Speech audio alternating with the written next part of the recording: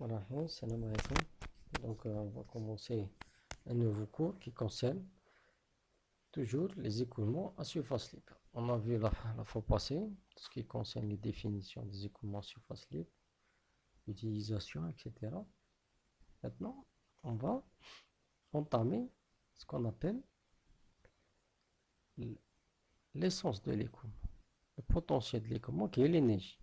Donc, l'énergie, on va distinguer deux énergies différentes dans les écoulements à surface libre. La première énergie, qui est l'énergie qu'on connaît tous, c'est l'énergie totale. C'est quoi l'énergie totale?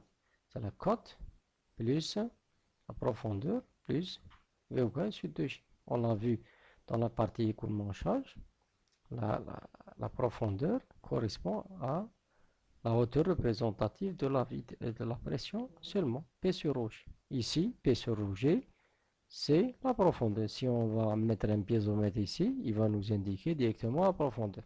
Donc ici, j'ai mis U, ici A, donc c'est pas méchant. Upstream, downstream.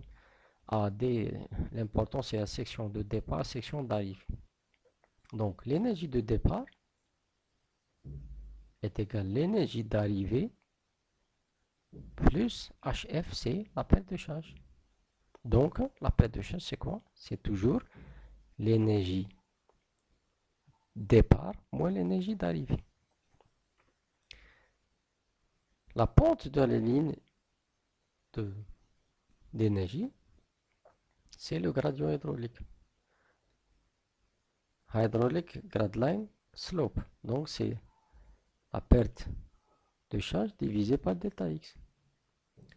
SF, c'est quoi? Perte de charge divisée par delta X. Et quand l'écoulement est uniforme, est égal à delta Z par delta X. Delta Z sur delta X est égal à S note qui est la pente du fond. Donc, quand l'écoulement est uniforme, la pente de la ligne d'énergie est égale à la pente du fond. Maintenant, si on va dans les écoulements à surface libre, il est toujours intéressant d'enlever la cote. Parce que la cote, c'est la différence de cote divisée par le détecte, c'est la pente. Donc la pente intervient aussi. Donc, mais on préfère garder seulement la profondeur et l'énergie cinétique qu'on appelle énergie spécifique. Donc l'énergie spécifique est égale à la profondeur plus l'énergie cinétique. Si on va essayer de tracer un graphique qui représente l'énergie cinétique avec la profondeur, on va changer, on va remplacer la vitesse par le débit divisé par la section. On va supposer une section qui est égale BY. Donc, Q sur BC, Q, petit q, débit par unité de largeur.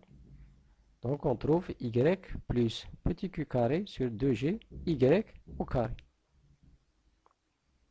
Donc, on va essayer de tracer l'énergie en fonction de la profondeur, ou la profondeur en fonction de l'énergie, la même chose, en gardant un débit constant. On va trouver un graphique comme celui-là. Le graphique en tiré, en ligne discontinue, représente une courbe de pente est égale à 1. Pente est égale à 1, ça veut dire quand la profondeur tend vers l'énergie ou quand l'énergie tend vers la profondeur. Donc on voit ici que si la profondeur augmente, l'énergie cinétique diminue, donc l'énergie tend vers la profondeur. Quand la profondeur diminue, l'énergie cinétique augmente, tend vers l'infini. Quand la profondeur tend vers 0, l'énergie cinétique tend vers l'infini. Donc, cette branche de la courbe va tendre vers l'infini. Donc, chaque branche correspond à un écoulement différent. Ici, c'est un écoulement fluvial, subcritical flow. Ici, c'est un écoulement torrentiel, supercritical flow. Entre les deux, il y a le point de l'énergie minimale. Donc l'énergie minimale, elle correspond à la profondeur critique. Donc la profondeur critique, c'est une profondeur où l'énergie est une énergie minimale qui peut véhiculer un débit donné. Donc on remarque que pour chaque énergie, on peut avoir deux profondeurs différentes. Ces profondeurs sont appelées les profondeurs alternées. Sauf pour le cas critique où l'énergie correspond à une valeur unique de la profondeur. C'est ce qui fait l'avantage des écoulements critiques où on peut avoir une relation unique entre profondeur, énergie, débit. Donc, ce qui facilite énormément la mesure du débit en fonction du seul profondeur. Donc, qu'est-ce qu'on va retenir ici? On va retenir que pour des profondeurs supérieures à la profondeur critique, on a un écoulement fluvial, subcritical flow. Pour des profondeurs inférieures à la profondeur critique, on a des écoulements torrentiels. L'écoulement torrentiel, ici, c'est un écoulement à forte vitesse et à faible tirant d'eau. L'écoulement fluvial, c'est un écoulement à faible vitesse, mais à fort tirant d'eau. L'écoulement critique correspond à une valeur minimale de l'énergie. Maintenant, on va regarder ici, soit la section d'écoulement comme celle-ci. Supposons qu'on va changer de pente. Avec la pente, la profondeur diminue. On va garder le même débit. Regardez ce niveau-là ici, correspond à cette énergie E1. Ce niveau-là correspond à l'énergie E2. On remarque que E1 est égal à E2. Donc, deux profondeurs pour un même débit, une même énergie, mais qui correspondent à deux écoulements différents, fluvial et critique, et torrentiel, pardon. Pour le cas critique, on a une seule valeur, donc une seule relation entre le débit et une profondeur. Voyons cet exemple. On a un obstacle au fond d'un canal. On a les caractéristiques suivantes. Section 1, Z est égal à 3 pieds. Profondeur Y est égal à 4 pieds. Section 2, Z est égal à 3 pieds et demi. Profondeur est égal à 1 pied. La largeur du canal est égale à 10 pieds. Donc si on calcule l'énergie totale H1, ça sera la cote, la profondeur et l'énergie cinétique. 32,2 c'est quoi? C'est l'accélération de la gravité, mais en pieds par seconde au quart. Qu'est-ce qu'on va trouver? On va trouver 7,14 pieds colonne d'eau. Deuxième, la même chose, 3,5 plus 1 plus l'énergie cinétique. La vitesse, c'est 120 divisé par 12. Donc ça nous, 10, pardon, ça nous donne 12 pieds par seconde. Donc ça nous donne une énergie totale de 6,74. La différence entre l'énergie totale, section 1, l'énergie totale, section 2, départ, arrivée, ça nous donne 0,4. C'est quoi 0,4? C'est la perte d'énergie. Voyons voir l'énergie spécifique. Profondeur, énergie cinétique. Profondeur, énergie cinétique. La première 4,14, la deuxième 3,24. La différence entre les deux, c'est quoi? 0,9.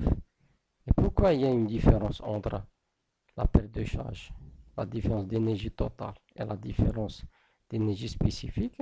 Parce qu'il y a une différence entre la cote. Ici c'est 3, ici c'est 3,5. Donc 0,4 qui est la perte de charge plus la différence de cote 0,5, ça nous donne la différence de cote entre les deux énergies spécifiques.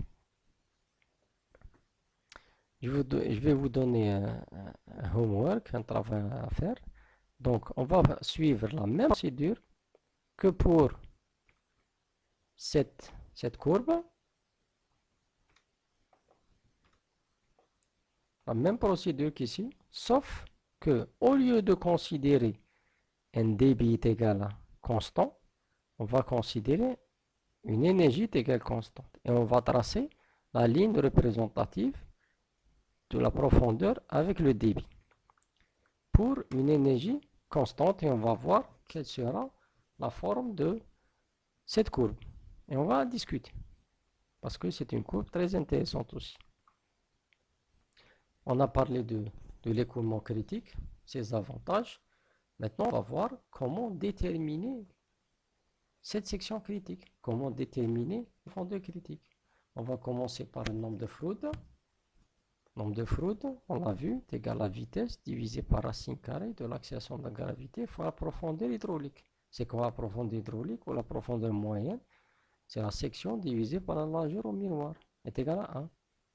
Si on remplace la vitesse par le débit par la section, on remplace la profondeur moyenne par la section divisée par la largeur au miroir, on fait le carré, on va trouver que débit au carré, largeur au miroir, G, section au cube est égal à 1. Donc, cette expression, c'est une expression générale pour n'importe quel type de section. Donc, si on veut déterminer n'importe quelle profondeur critique pour n'importe quelle section d'écoulement, en fonction bien sûr du débit, on va exprimer la largeur au miroir par son expression, en fonction de la profondeur, la section aussi en fonction de la profondeur, on va déterminer la profondeur. Maintenant, on va voir un cas particulier. C'est la section rectangulaire.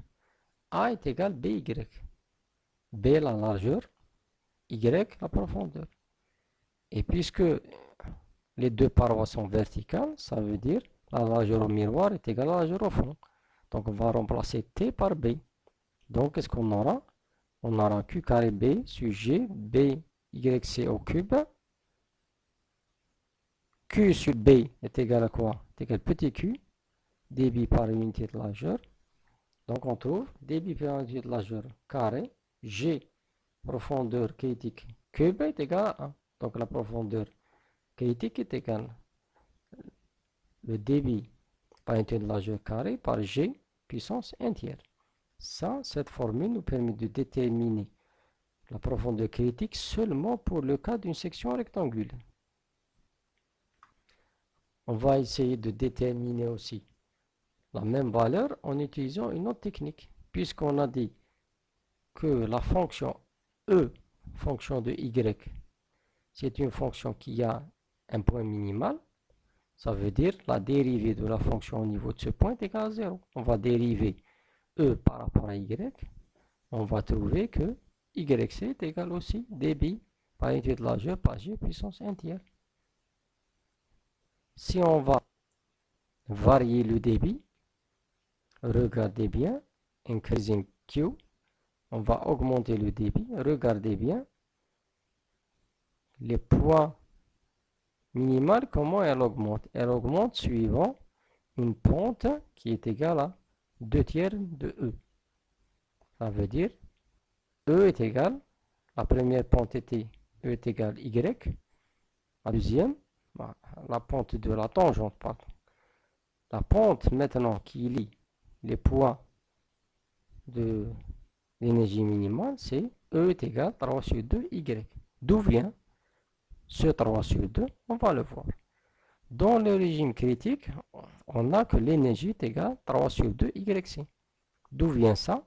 On peut le prouver en utilisant l'expression de l'énergie en fonction de la profondeur. On va remplacer YC par Q carré par G puissance 1 tiers. Et on va résoudre, on va trouver que E critique est égal à 3 sur 2 Y critique. Donc c'est prouvé. On a un tableau ici qui nous donne un certain nombre de formulations qui nous facilitent le calcul des sections critiques, même des pentes critiques. Ces formulations, on va les voir juste après. C'est les formulations de Chézy pour le calcul du débit, formulation de Strickler pour le calcul du débit. Donc ce tableau est tiré du livre de Armando Lancastre, Hydraulique générale et appliquée. Donc c'est un excellent livre à consulter.